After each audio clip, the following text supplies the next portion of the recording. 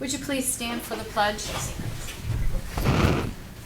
Pledge allegiance to the flag of the United States of America and to the republic for which it stands, one nation, under God, indivisible, with liberty and justice for all.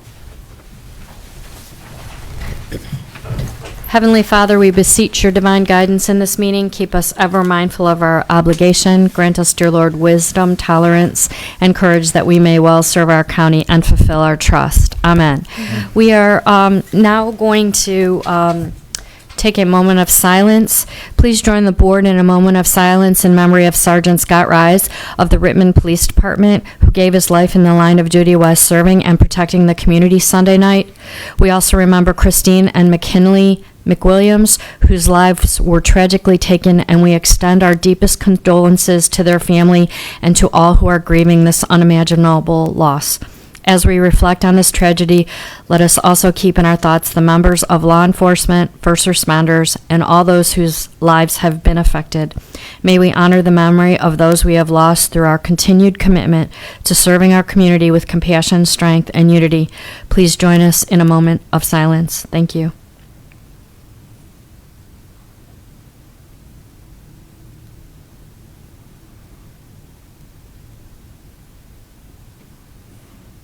Thank you very much. Make a motion to approve the minutes of June 23rd. Second. Discussion? Roll?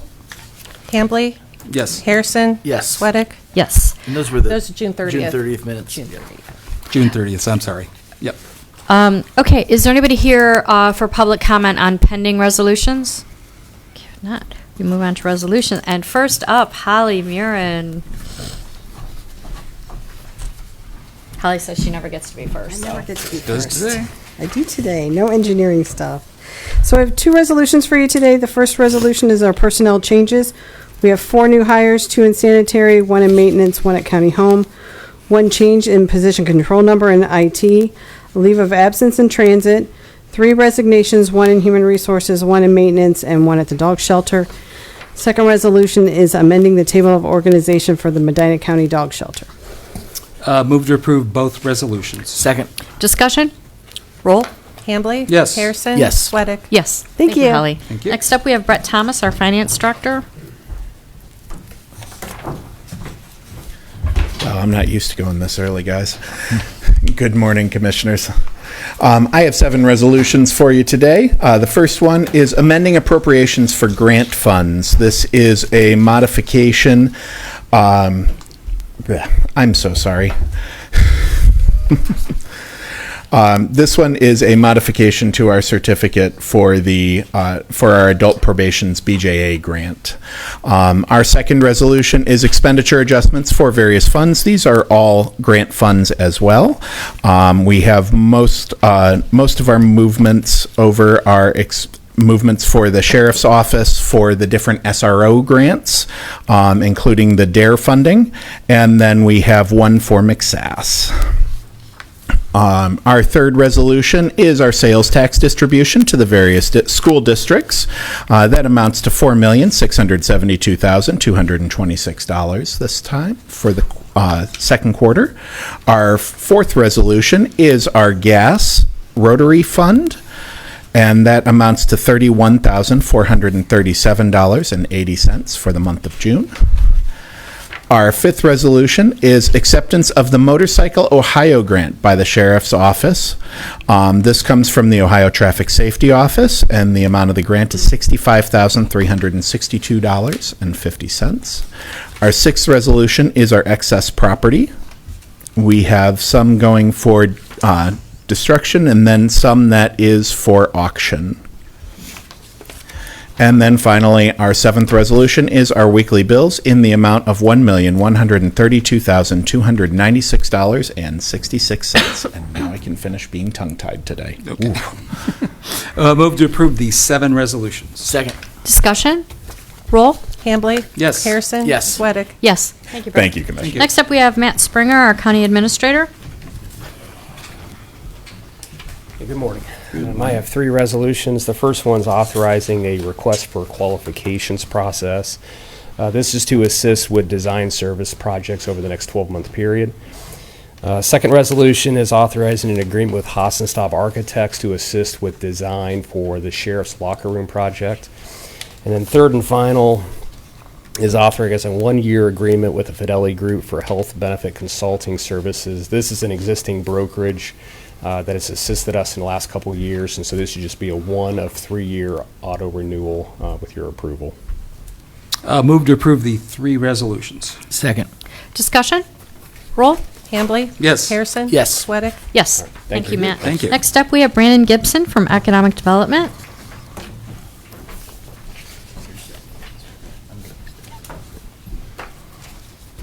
Good morning, Commissioners. Just one resolution. It's approving the Community Reinvestment Area Agreement for Cobblestone Crossings LLC, in parentheses, Wallach. If you remember, we did last month 2 CRA agreements for Cobblestone with different names. That is because Cobblestone Crossings LLC owns all of the land over there, but will eventually divest to other private companies once they're ready to build over there. This project specifically is a assisted living and memory care from Wallach Communities. Wallach has, John, do you have 10 in the state of Ohio? Correct. 10 of these in the state of Ohio. If you haven't seen them, go on their website. They're beautiful. It's going to be a great product in Montville Township. It's a little bit over $30 million in investment for 40-some jobs and $4 million in payroll. So it's a really great project, and that cobblestone area down there is really coming together. Move to approve. Second. Discussion? I'm going to abstain on this vote. Okay. Roll? Hambley? Yes. Harrison? Abstain. Sweattick? Yes. Thank you. Very good. Thank you. Okay, now we have department updates. First up, Laura Toth.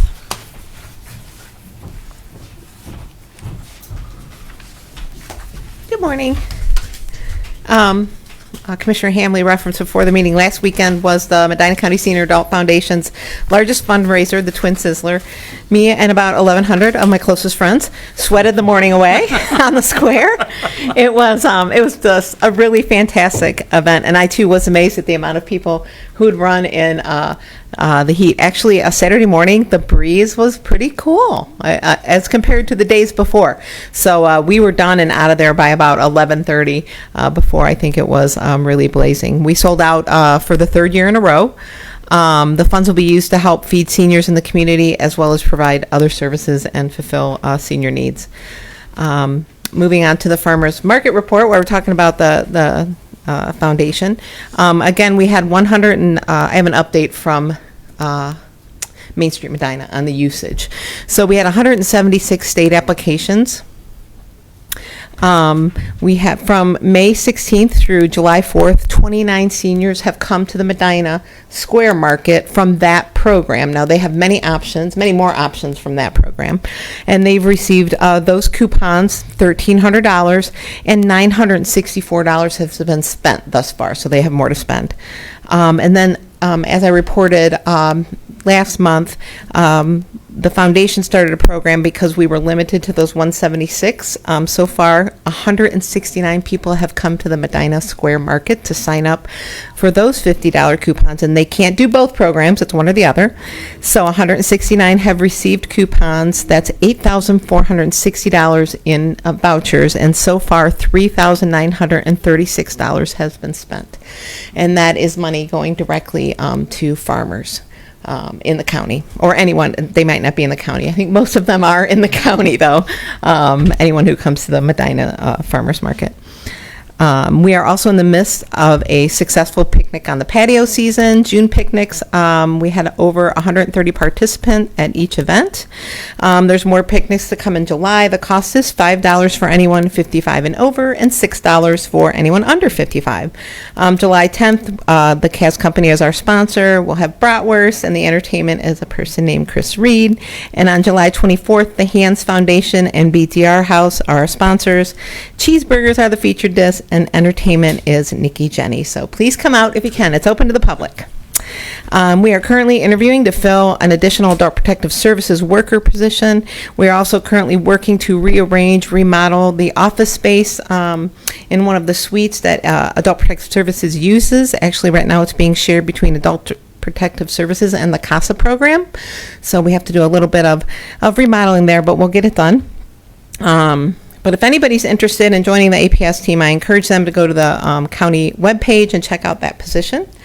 Western Reserve Area Agency on Aging, their outreach department is hosting what they call a Fry-Yay block party, like fry yay, I guess, I don't know, at the Medina Center on Friday, July 31st. We have several agencies coming, mostly county agencies, to talk about the services that they provide. Suprema Senior Center will also have a table there, so we're trying to cover senior services throughout the county. Each will have a game for seniors to play. They are bringing a food truck in. All registration is through Western Reserve Area Agency on Aging, but anybody can call our office and we'll walk them through that. Also set up through Western Reserve, I mentioned last week at our agency, is a visit from State Representative Melanie Miller. That's on Wednesday, August 5th at 10:30. I encourage everybody to come hear her presentation, and there will be a question and answer period. And I will send you all an email reminder if you have availability. We'd love for you to be there. Because a lot of times, myself included, but seniors, anybody, the public will ask a question and it's maybe a county related question, but they're asking a state representative, they'll ask a federal question. So if we could get a little representation, that would be fantastic. Lastly, last week on July 1st, there was an article in the Medina Gazette discussing the growth of senior populations in Lorraine and Medina County. And adjustments to the census. I just wanted to give a little quick, hopefully, report on that. So the median age in Medina County is now 44.3. That's up from 43.2 in 2020. And it's well above Ohio's median age of 40.1. Older adults also outnumber the young. 29.6% of Medina County residents are age 60 and over, while 22.6 are children or teenagers.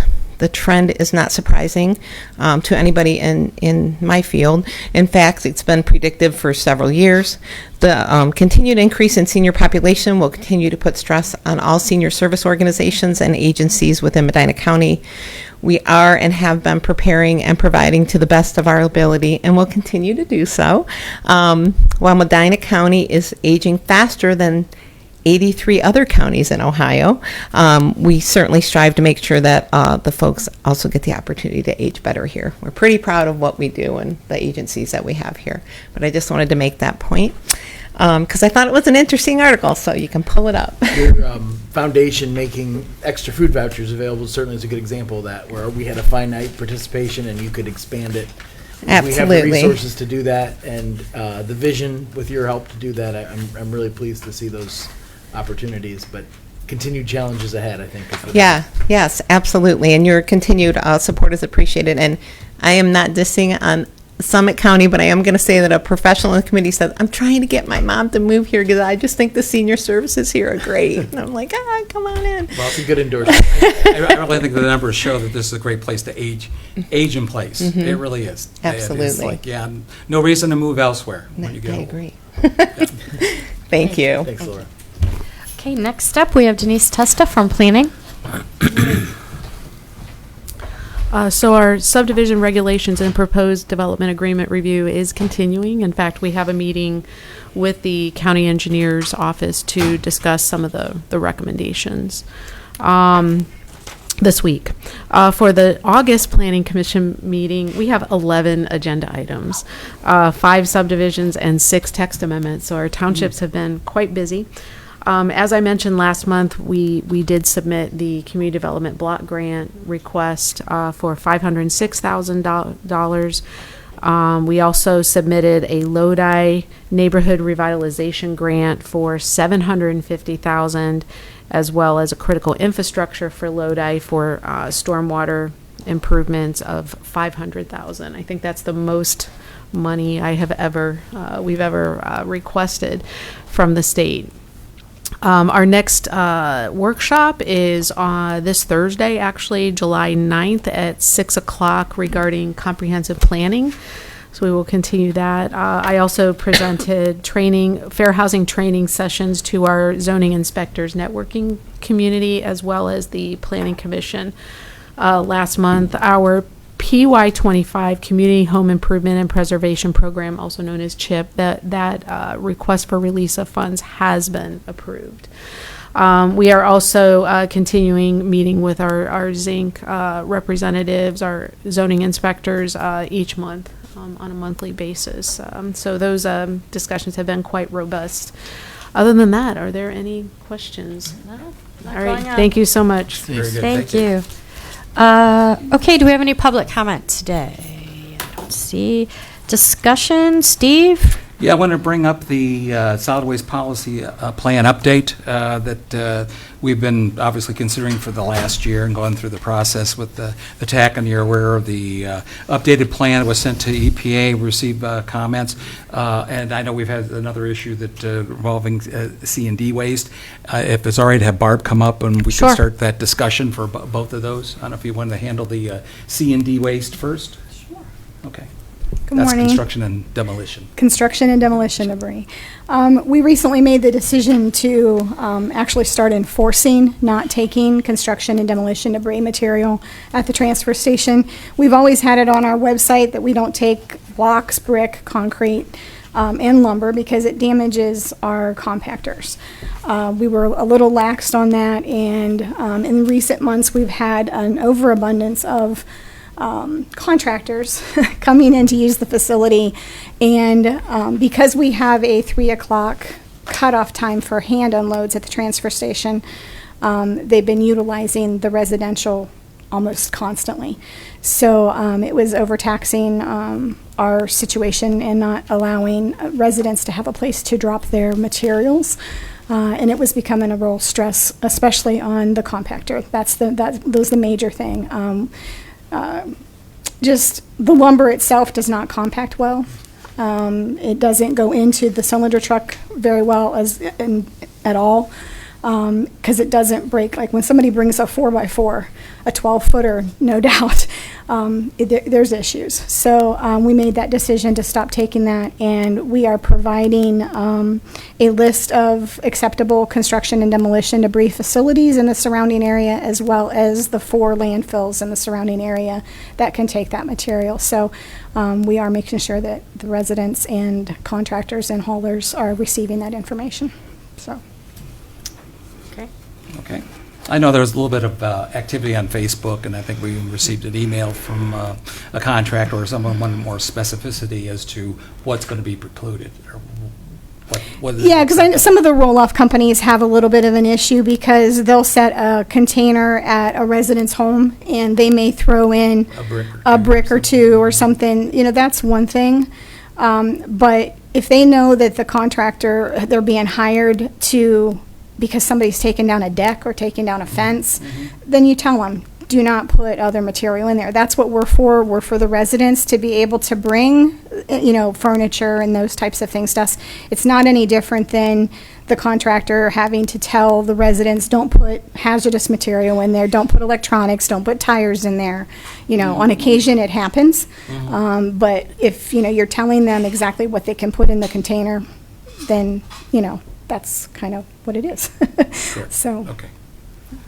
so I know it's an issue, but we're working with the contractors to handle that. Okay, So. very good. Okay.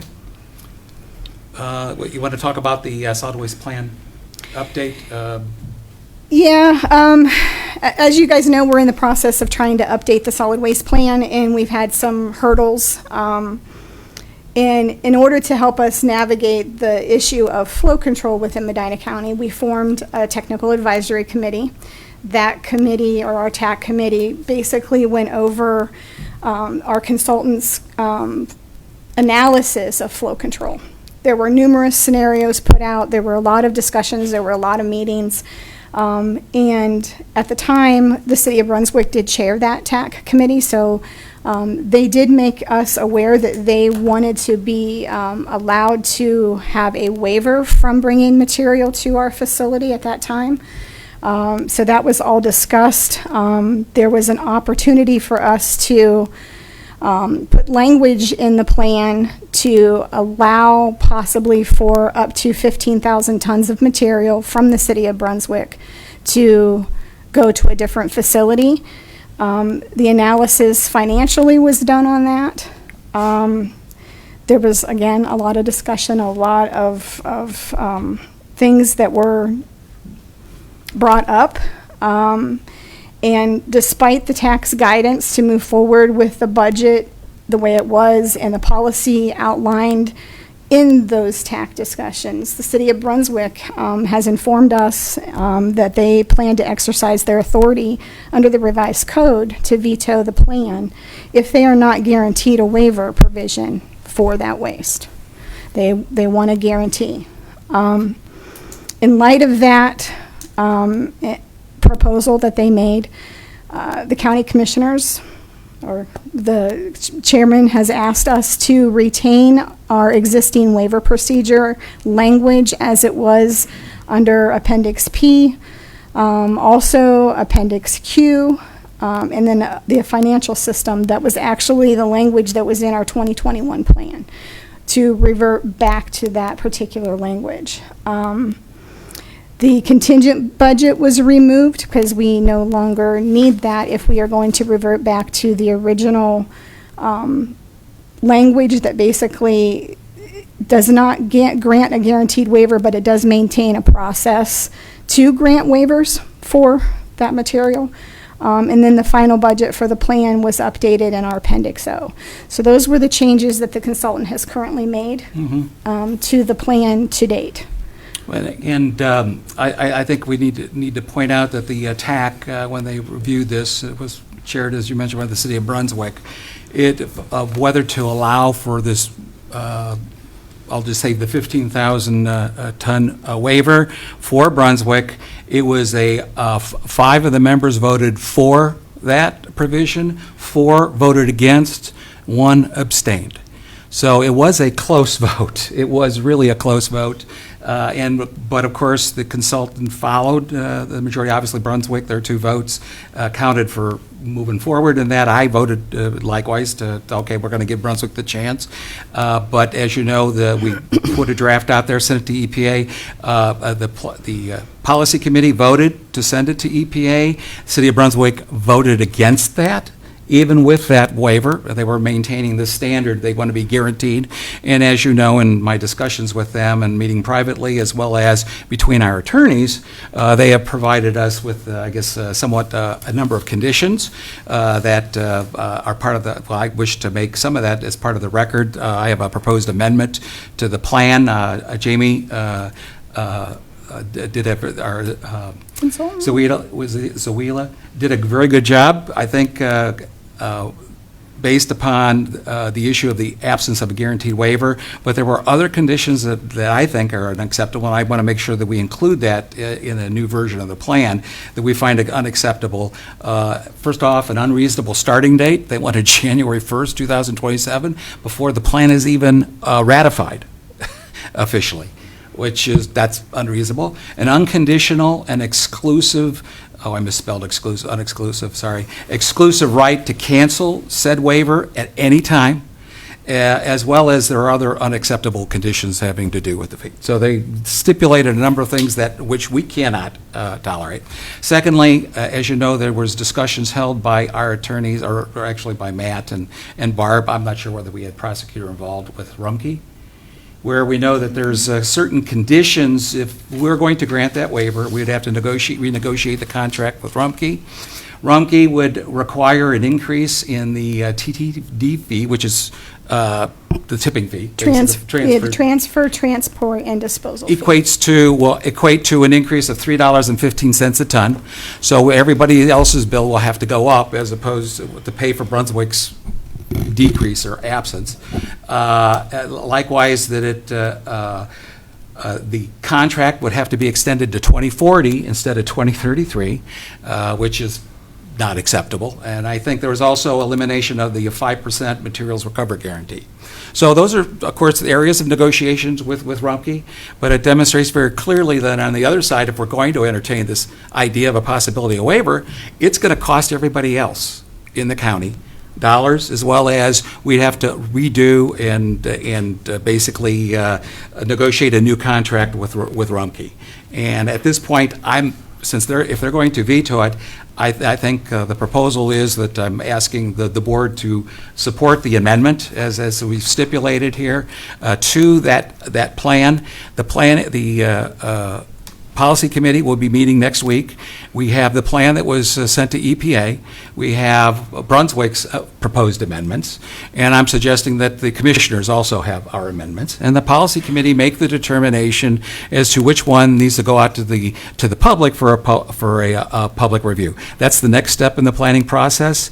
It's supposed to start in August, I think, or somewhere around there. The public comment has to be by September 1st. By the September latest. 1st. Yeah. So we're going to be spending the next month getting the public comment on this, which means the village councils, the township trustees, the city councils, everybody else, the general public can weigh in on what we're proposing. City of Brunswick can also weigh in, and then the policy committee can take any of that input and then produce a plan that would go out for ratification.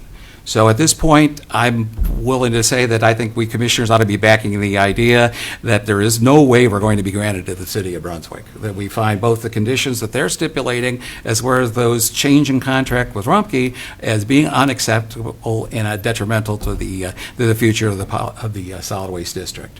And hopefully have your support. We'll have that version. We'll see where the policy committee is, if they want to make any other amendments, because that's the role of the policy committee. But I'm urging that you consider, I guess, let's draw the line, since we already know what Brunswick's position is, like I said, they've hardened their position beyond what was even proposed in the TAC. Before as we gave them the ability for a conditional waiver, they want an unconditional waiver, and we can't afford to do that. It just raises everybody else's cost. So that's where I think we need to be. I'd recommend that the board support the modifications that the consultant is making that removes that waiver for Brunswick, and then that's what we urge the policy committee to send to the communities for public input. So the terms that you're mentioning, the starting date Yeah. and the exclusive right to cancel, those are, I'm just clarifying this. Mm-hmm. Those were over and above the limited conditional Yeah. waiver that the TAC had approved. Agreed. Those were new conditions. Correct. And I mean, in an already close vote, the TAC had recommended. Yeah, the and remember, condition. it's an advisory board. It was right, but it was. I could have voted against it, and it would not have proceeded, so. I also think it's relevant, though, that it was a close vote, because it was a product of kind of careful negotiations, because there are other interests involved. Brunswick being the one that holds the lever of the veto power, but there are other interests that have to be involved in a countywide plan, and so that was the result of careful negotiations. And I think the summation of what you just said is that if that isn't going to be acceptable to Brunswick anyway, then we should perhaps go back to the thing that doesn't require. If Brunswick is going to be unhappy in either instance, then perhaps we don't need to frustrate some of our other partners in the process as well. The consequence of having either us veto, there's two entities that have the ability to veto the plan formally: the commissioners and the city of Brunswick. We can veto the plan. If the plan gets vetoed or does not get ratified, essentially the plan goes to EPA, and the EPA hires a consultant who will then take a look at the plan that was submitted for ratification, and then come back with basically a plan for the county to implement. Right. And according to the ORC, EPA will heavily look at the debt that's involved in the whole operation. Correct. As well as the current programs, and that we're meeting the requirements of the statute in terms of recycling and reduction and everything else that we do. We're in full compliance. We're kind of a model of a county that works very well. Brunswick, like I said, this is only within this last cycle have they actually taken this kind of a formal position against flow control. And then Rumpke's conditions, that's just been from a preliminary conversation. Correct, because correct.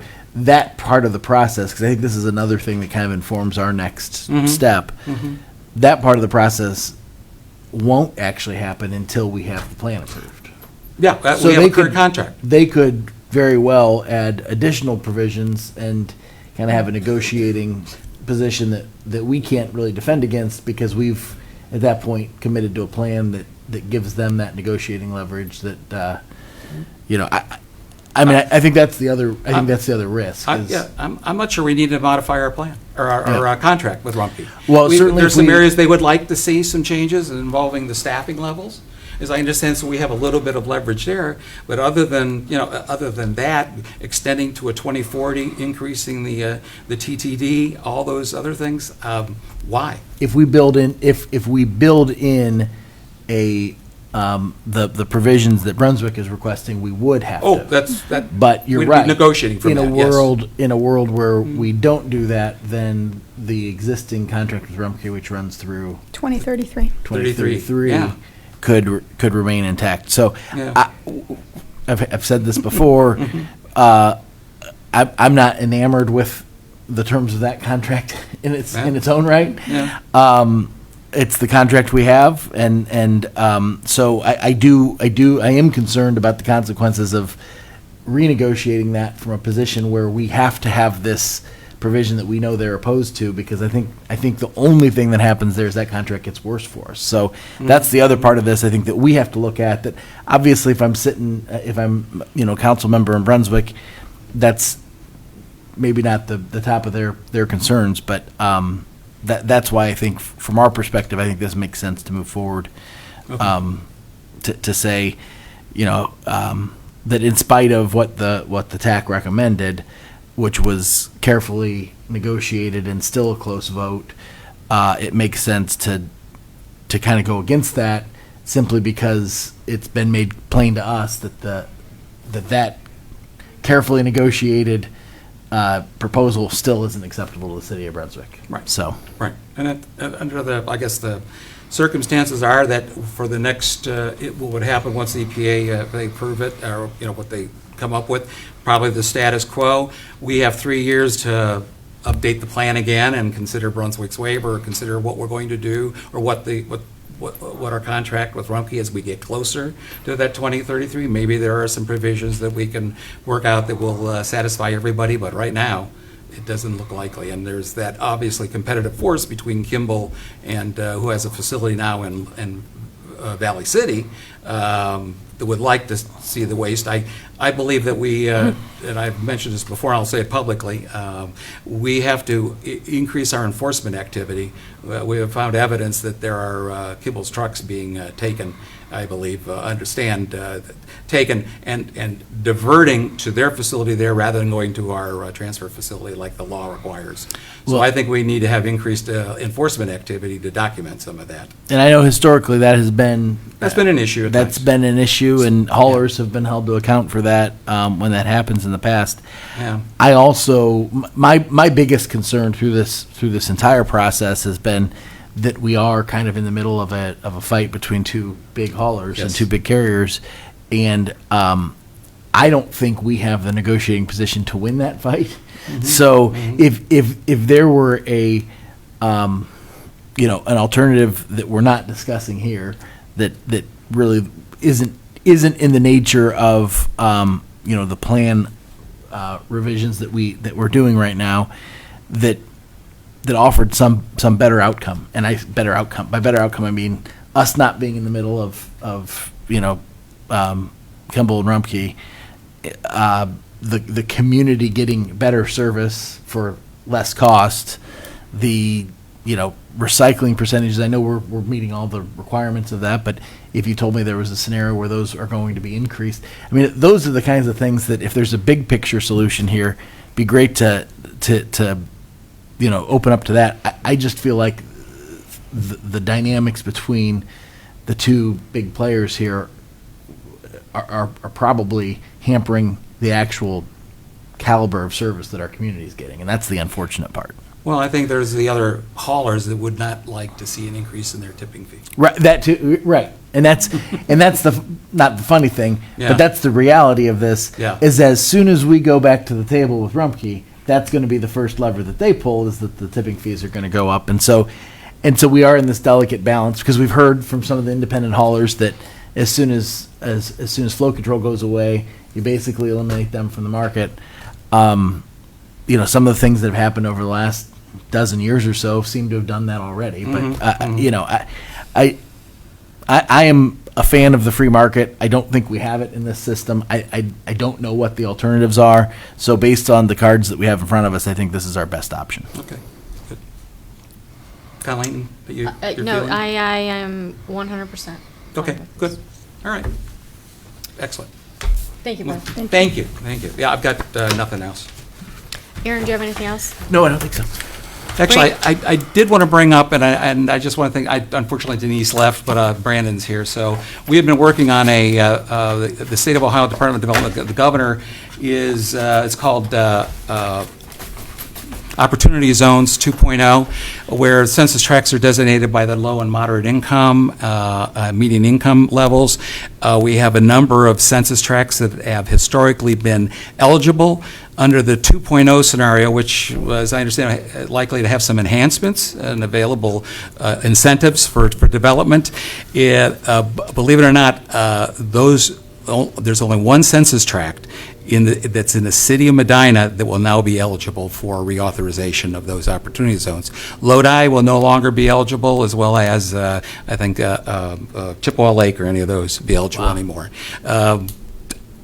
I jest and said there's too many rich people living in Lodi, apparently, but Who knew?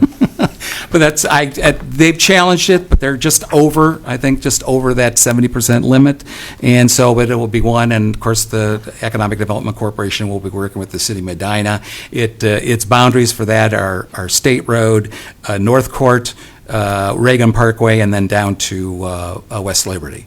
So those are the boundaries of the one zone that will remain. So there are some opportunities for it'll be if the federal legislation proceeds, they'll have some very good incentives for housing and for other urban development, as well as block grant opportunities. So, but I just wanted to make you aware we were following it and advocating and trying to verify the numbers. And unfortunately, for the future, when the new designations come out, I think the governor is limited as to how many he gets to designate, and competitively, it'd be hard to argue if the numbers are not on our side. So, Okay. all right. One other thing, did we need to vote on any action related to the amendment, or do you just need direction from us for purposes, is that a I committee think action? we are hopefully I'll just, because Jamie's finalizing the text, it's not like we have to, I'll indicate that this is the proposed plan update that eliminates the waiver. I mean, there may be a word or two out of it. She had to modify the budgets and so forth, but this will be the one that goes out for public comment. That's So- essentially our version. Yeah, Okay. yeah. So, Well, but if we need to take action I on think that- you've already said that you're in Yeah. favor of making that change, identifying the reasons why we're finding it unacceptable, and why we believe that elimination of the Brunswick waiver is appropriate. And we'll see how the planning of the policy committee members. Right. They still can say, no, we'll go along with what we've already put out, or yeah, we'll go along with Brunswick. I kind of doubt that, but maybe I should make that editorial comment. Who knows? Maybe they've got them convinced that this will benefit everybody, but we'll work with it. But hopefully they'll. I hope that they get support. I've already notified the city of Medina and talked to Mayor Shields, and he's aware of the proposed change. And I guess we can hear from them at that meeting if they're in favor or not. If they kind of see the wisdom of keeping the status quo. Okay. Thank you. Brandon, did you have anything else you'd like to add? Okay, Matt, did you have anything else? I will entertain a motion. Move to adjourn. Second? Roll. Hambley? Yes. Harrison? Yes. Sweattick? Yes. See you all next week. Thank you. Just making sure.